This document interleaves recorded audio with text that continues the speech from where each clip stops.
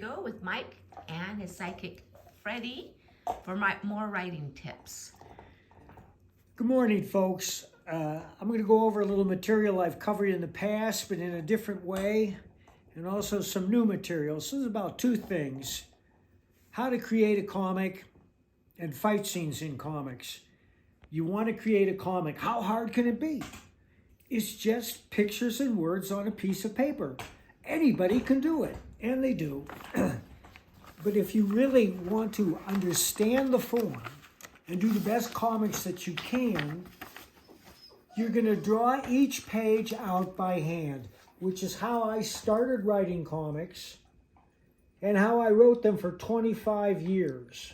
Now, I'm not the greatest artist in the world, as you can see, but I'm good enough to get my ideas across. I write down everything on the page that you'll see on the finished page, plus any little side notes that the illustrator or the editor might need. Now, the importance of this is it teaches you so many things. Number one, it teaches you how much weight a page can hold. And by that I mean how many pictures, how many words. As the pictures increase in size, the words diminish. We've all opened a comic to find a page that's covered with 500 words and 12 caption boxes obliterating the art. The mind immediately glazes over. That looks too much like work. You don't want to do it, nor should you. Now, a comic has a pulse and a rhythm all by itself, and that's determined it's determined by how many panels and words per page. Now, this one has 4 panels. For me, that's really hardly any. Now, I see modern comics they're what we call decompressed, and that means they take 10 pages of story and spread it out to 30 pages. This is a splash page.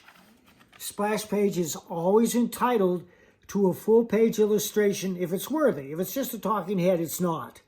But even here, I put a panel at the bottom so that the story continues. And the reason I do that is when you turn a page and you come to a full-page illustration, you stop to admire it. It's usually the climax of a scene, because that's what they're saving that big illustration for. The appearance of the werewolf. I always think of that. The first time you turn that page and you see that werewolf, you stop, say, oh, whoa, what a great werewolf. And you just stare at that werewolf. But you don't think about what happens next. And as I've said repeatedly, what happens next is the most important question in fiction. Because if the reader doesn't care, he's not going to turn the page. How do you make him care? I've covered that a lot. And you can find it on my YouTube channel, Mike Baron YouTube. I always say that when I begin a comic, I have a bag filled with 500 gold coins, and each one of those coins is a word I'm allowed to use. If I exceed my limit, all those coins turn to stainless steel. If I go over 600 words, they all turn to lead. So parcel your words out like Scrooge McDuck with gold coins. You've got to be a miser with them. More words don't make the story better. We're not Michael Chabon here. We're not Ernest Hemingway. We're trying to erase the barrier between the reader and the story so that he's not aware that it's a work of artifice, so that he enters into the story completely. And you do that by making your story as realistic as possible. If a story doesn't take itself seriously, why should the reader? And most important is the dialogue has to sound like real people talk. Do not repeat things you've read in other comics. That's the kiss of death. How many times have we read, I don't think we're in Kansas anymore, move it, people, or we have to talk, or this stops now? Thousands. So don't use those phrases. You can use the sentiments. Just find a new way to say it. That brings us to fight scenes in comics. People don't talk while they're fighting. They just don't do it.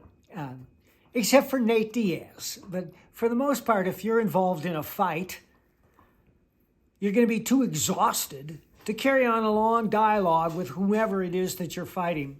So when you have two characters fighting in a comic and they're talking to each other like Rosencrantz and Guildenstern, the reader says, well, how do I take this seriously? Nobody takes this seriously. And besides, these fight moves are ridiculous. Which brings us to an important point, which is that you can use fight scenes for characterization, but you have to plan them carefully and base them on real moves. I wrote a Bruce Lee comic for Malibu. Vail Myerick did the illustrations. Vail is an accomplished martial artist, and that helps. This is one scene. They're not fighting here, but it's a little business with a coin. If you watch, this guy's holding a coin, and what it illustrates is Bruce Lee's speed, which was his secret weapon.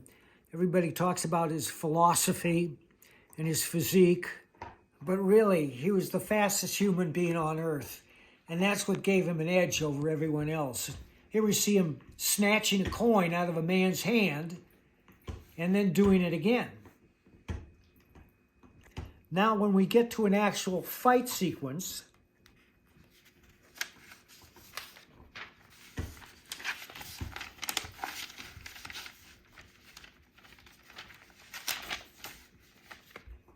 you have to plan each panel out carefully so that it is both realistic and exciting. And anybody who's a devotee of martial arts movies, and we all are, because we're all going to see everything these days, including A Working Man,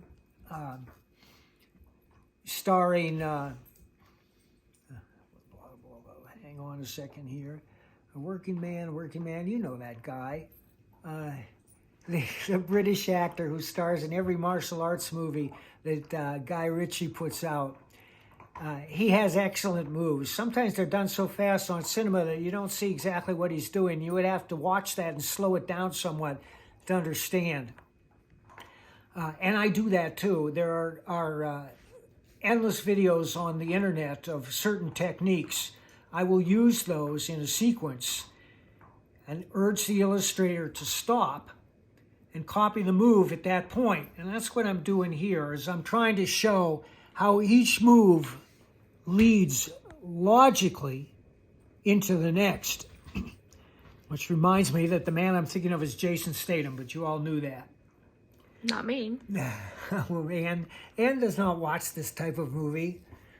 I grew up under a rock. But here we see the guy's trying to hit Bruce, who's too fast and pulls out of the way. Then the guy throws a right hook.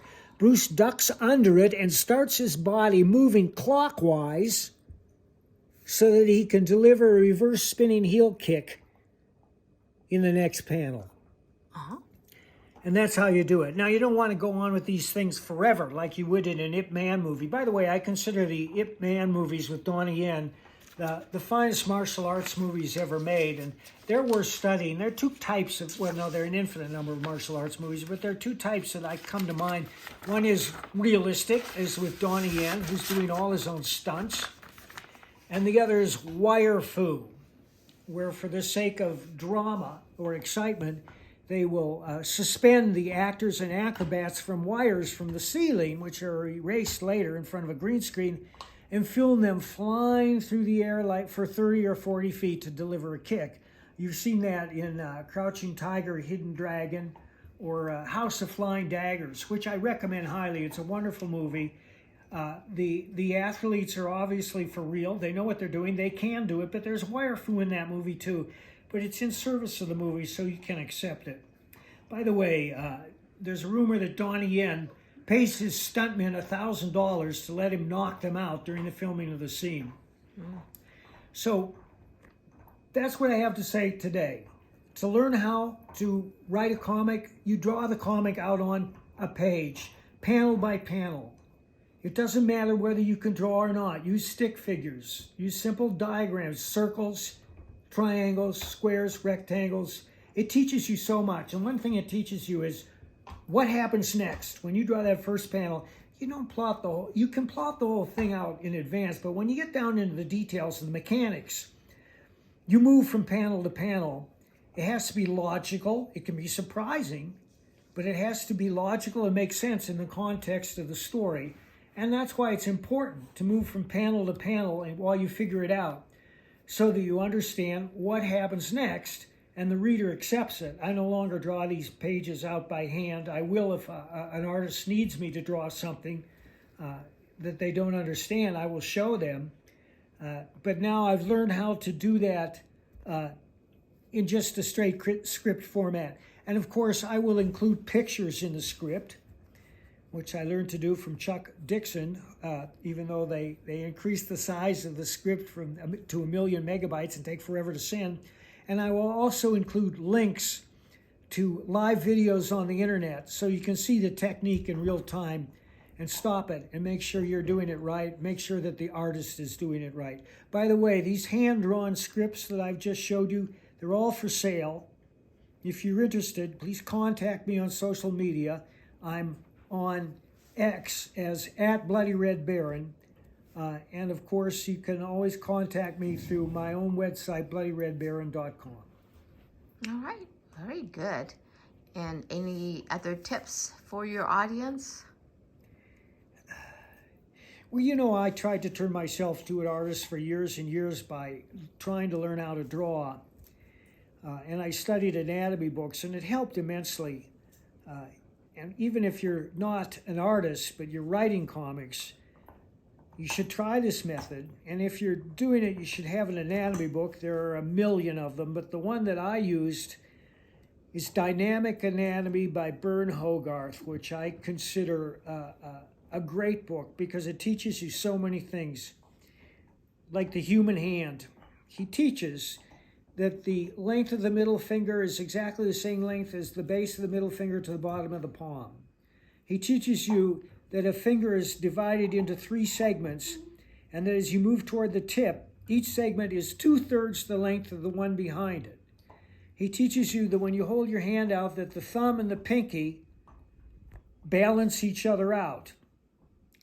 And the other thing about the hand is if you're learning to draw, you always have a model. You always have your hand right there. You can put your left hand out and draw it, or you can put your right hand up and use a mirror, put your left hand up and use a mirror. Your hand is always there as a model. All right, great, good tips. Well, we're trying to get back in course. His videographer somehow has lost his microphone, so hopefully you can hear it well enough. Thanks for watching. Bye-bye.